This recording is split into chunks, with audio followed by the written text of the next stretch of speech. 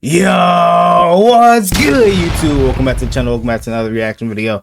We got how the Chiefs went from disaster to dynasty. Let's check this out. The Kansas City Chiefs used to be losers and a perennial high draft pick team, but now they're a dynasty and the most stable franchise somebody's got to in end the this NFL. shit, bro. Here's their franchise history and how they turned rags Because into riches. if they three-peat this year, are one of the oldest I might NFL actually history, snap. starting off in the AFL and then joining the NFL during the merger. They weren't always the Chiefs, however. From 1960 to 1962, they were known as the Dallas Texans before team owner Lamar Hunt agreed to relocate the team to Kansas City in 1963. The brand new Kansas City Chiefs would become one of the strongest teams in the AHL, winning the most AFL championships of all time with 3. In 1966, after defeating the Buffalo Bills in the AFL championship, Kansas City was invited to play the winner. Playing back then has got to be like hell, with not as much protection as you got now, bro. Like the face masks and shit. NFL championship game. You just had like one single bar. In the first ever AFL NFL championship game. This would later be recognized as the first ever Super Bowl, a game in which they lost 35-10. 3 years later, they would once again be AFL champions and would once again be invited to play in the Interleague championship game. This time, they would match up against the Minnesota Vikings and see a different outcome. The Chiefs would win what we now know as Super Bowl IV in a 23-7 beating. The next year, the AFL and the NFL would officially merge, and the Chiefs would be placed in the AFC West. Despite their perennial success in the AFL, the Chiefs struggled greatly in the NFL. From 1970 to 1990, they made only 2 playoff appearances and made countless poor decisions that altered their franchise as a whole. In 1980, head coach Marv Levy would cut future Hall of Fame kicker Jan Stoinroyd, who later became the most accurate kicker in NFL history, in favor that's of J-Tuck now, bro. Lowry, and Justin Tucker. 3 years later, the Chiefs would have the chance to draft a Hall of Fame quarterback in either Jim Kelly or Dan Marino. Instead, they would take Todd Blackledge, a man who would only throw 29 touchdowns in the NFL. Their lack of success continued until the hiring of both general manager Carl Peterson and head coach Marty Schottenheimer. In 1988 and 1989, Peterson would draft 2 defensive anchors in the first round of the NFL draft, Neil Smith in 1988 and Derek Thomas in 1989. These 2 would lead a talented Chiefs defense that would ultimately carry them to the postseason for 6 straight years, from 1990 to 1995, but could never find any real success come January. In 1997, the Chiefs had a ton of hope despite injuries to starting quarterback Elvis Gerbach, because backup quarterback Rich Gannon would lead them to a 13-3 season. But Marty Schottenheimer decided to start Gerbach in their lone playoff game despite Gannon's regular season success, and on the back of poor play from Gerbach, the Chiefs would fall to the Denver Broncos 14-10. Gannon would sign with the division rival Oakland Raiders after this. Funny enough, Gannon won NFL MVP in 2002. At the start of the millennium, the Chiefs were the definition of average. In 2000, the team would go 7-9, which wasn't good enough to make the playoffs, but it was too good for them to have a high draft pick. They were stuck, and Peterson decided that it was time for a change. Following the 2000 season, new head coach Gunther Cunningham was fired, and former Super Bowl winning coach Dick Vermeil would be given the keys to the franchise. Just one season prior, I swear my first name was Dick, bro, I would have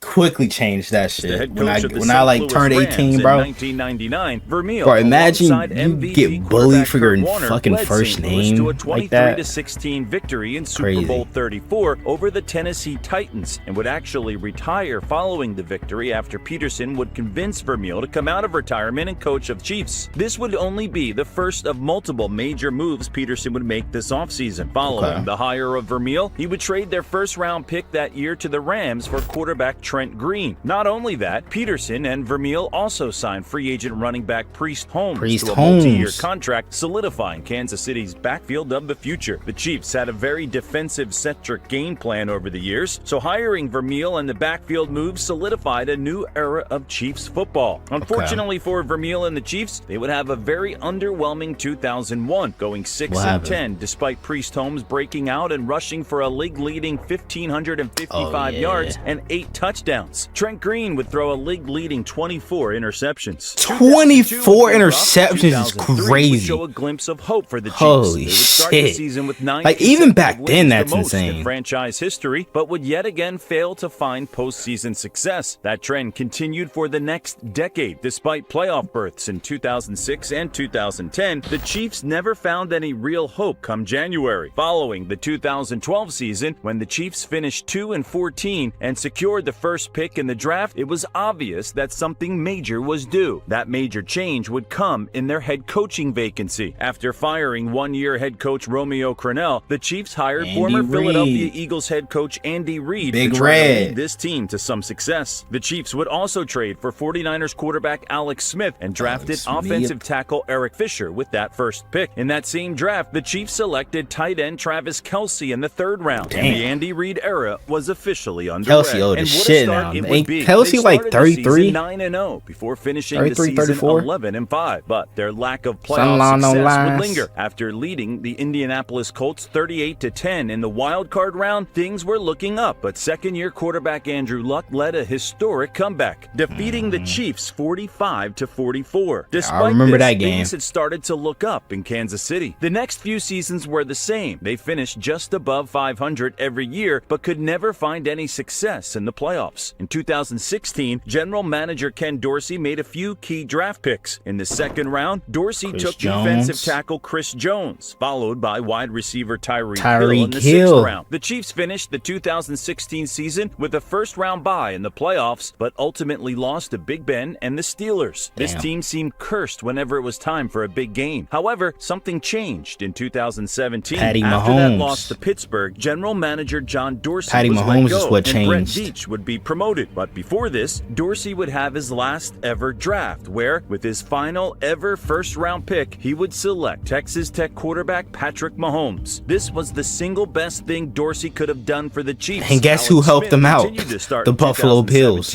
And after a wild card loss, it was officially Patrick Mahomes' time. In the kid's first ever season as a starter in the NFL, Mahomes would throw for 5,097 yards and 50 touchdowns, being named both the NFL MVP and Offensive Player of the Year. They found something special. Mahomes, alongside superstar pass catchers Travis Kelce and Tyreek Hill, would make it all the way to the AFC Championship game, the first time Kansas City had been that far in 25 years, before falling just short to Tom Brady and the Patriots due to a questionable offside call. This immediate playoff success gave Chiefs fans a ton of optimism, and the following season that would continue. Mahomes continued his dominance, solidifying him as one of the best quarterbacks in the world, and the Chiefs would make it all the way to Super Bowl 54 in a game against Jimmy Garoppolo and the 49ers, which Kansas City would win. Bro, they were down 2 scores, 2 in the 4th. Alongside Andy Reid and Brett Veach, led the Chiefs to a Super Bowl victory, and this was only the beginning. After his Super Bowl MVP performance, the Chiefs signed Patrick Mahomes to a record extension worth $500 million over 10 years. Kansas City's hero was here to stay. Mahomes and the Chiefs would once again make the Super Bowl in 2021, but unfortunately fell short to Tom Brady and the Buccaneers in a 31-9 loss, despite Mahomes playing outstanding football. Going into the 2021-2022 season, the Chiefs would look to make their 3rd straight Super Bowl, but Joe Burrow and the Cincinnati Bengals had something to say about that, defeating the Chiefs 27-24 in the AFC Championship game to shatter the Chiefs' kingdom's hopes. All seemed lost for some going into the 2022 season. Fans were wondering if their ring in 2020 would be their only ring under Patrick Mahomes and Andy Reid. On top of that, superstar receiver Tyreek Hill would be traded to the Miami Dolphins, putting a ton of pressure. This one I thought they were starting to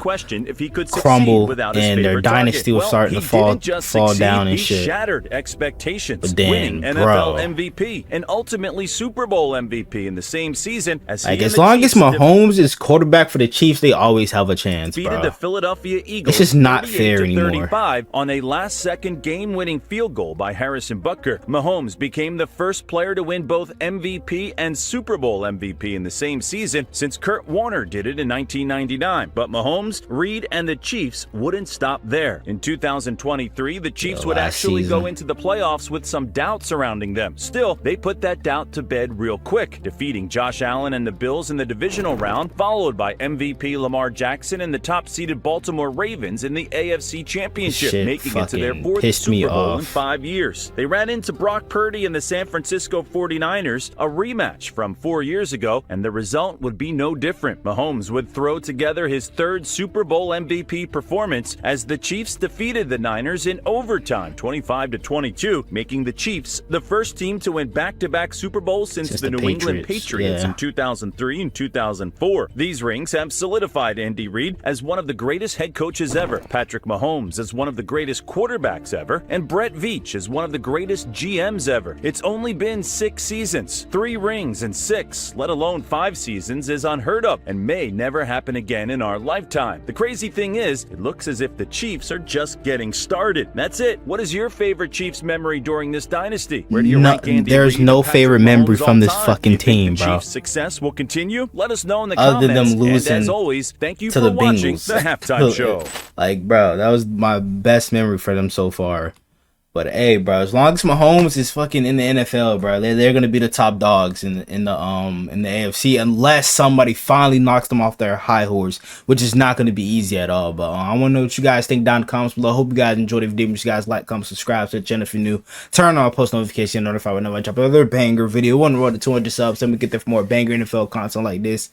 And without further ado, I'm out. Gang.